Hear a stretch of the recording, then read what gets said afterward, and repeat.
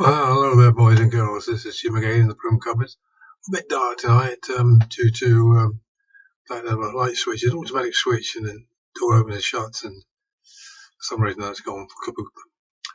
Um, yeah, of course that's my problem, not yours. Another problem I had today is I got a quote from the insurance company for my car.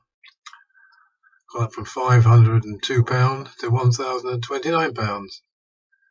Of course, I straight away got on the blower and blew them out of the water. That was taking a mickey, wasn't it? Over 100% rise. I couldn't see any reason for that, but I've complained about it, and I've got a different insurance company now. Basically, more or less what I was paying before. Slight increase, but well, you have to be insured for the car.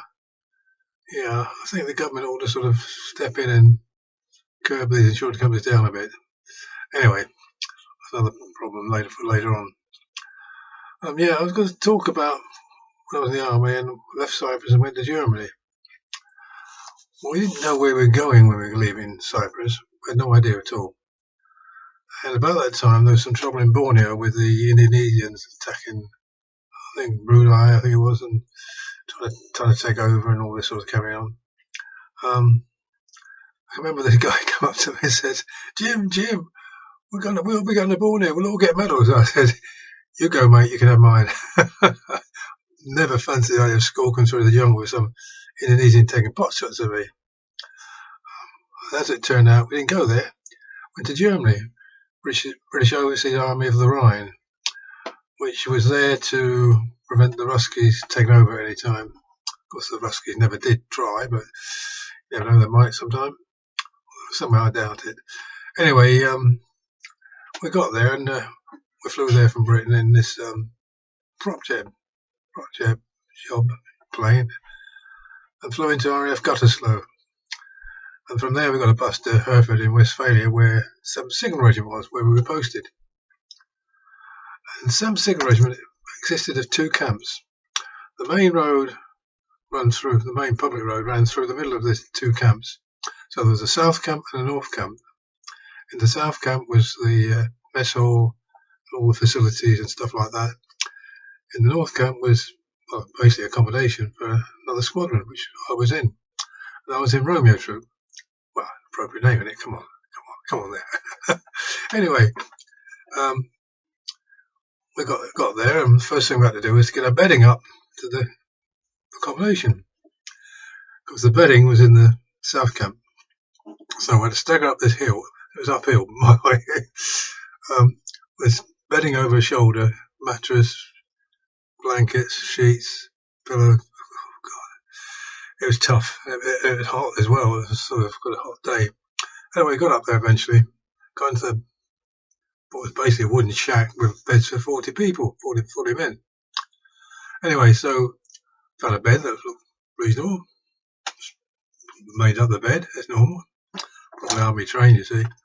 Anyway, the next thing we heard was Orderly Corporal shout out. Someone shouted out, Orderly Corporal. Well, the guys who had been there a while all suddenly flew themselves out the windows. What the hell?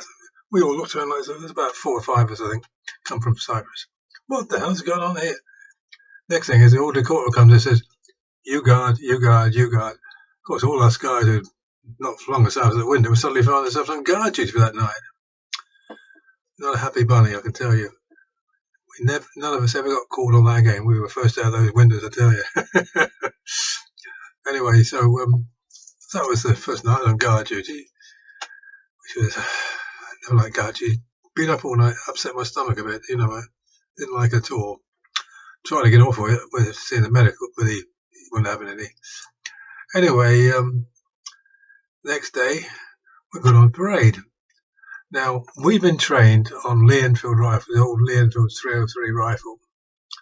And so our sort of arms drill was old-fashioned, basically. And these guys had these new SLR type rifles, completely different type of drill. We didn't have a clue. I came with this RSM shouting and screaming. RSM's always shouting to us. That's the regiment sergeant major. Sergeant, get these men in the corner and get them to teach him to blow the drill properly. All that sort of almost spitting in your face, That's why you got used to it and just ignored it. But you can imagine it was noisy. Anyway, got a corner. We sort of taught us how to drill these things. It didn't take too long, but it was another hot day and didn't really be much around the playground banging around with rifles. No ammunition, of course, just empty. Anyway, so went back to the bits and got off and off. From then on, things got easier, shall we say. Food was passable. I won't say it was great. It was passable. Our sergeant wasn't too bad. Our officers were, well, I always thought the army was a place for officers' social club. That's what always appeared to me. I mean, some of them couldn't even read a map. I mean, come on, if you've been in the war with these guys, you would have led us right into the nest of vipers, shall we say. And one thing I would have mentioned is that before I actually got to Germany, I went up to Derby to meet this girl I'd been writing to, who later turned out to be my wife. So after a while, I asked her to marry me, and we got married, of course. And recently, as I mentioned before, which is her 60th wedding anniversary. So, pretty good choice, really, I think, for me and me for her. Anyway, I'll talk some more about Germany later on because it could be a long saga. I was there for, 3.5 years, something like that. And some good things happen, some bad things happen, but all very interesting. So take care of yourselves and behave.